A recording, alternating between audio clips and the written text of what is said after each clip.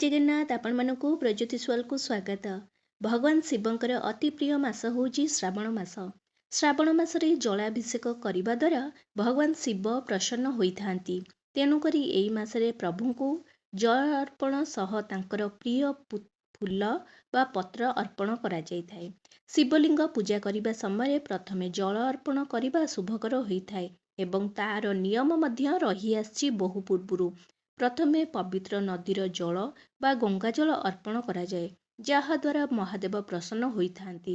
कारण जलाभिषेक द्वारा भगवान शिव को शीतलता प्रदान होइथाय।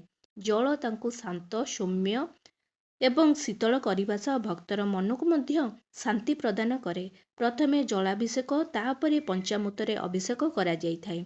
तापरे गंगा जल रे स्नान करिबा परे भगवान शिव को बेलपत्र फूल अर्पण करा जाइथाय।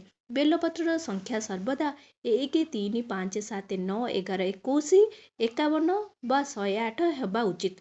बेलपत्र अर्पण करिबा समय रे ओम नमः शिवाय रो जाप करिबा मध्य उचित होइथाय।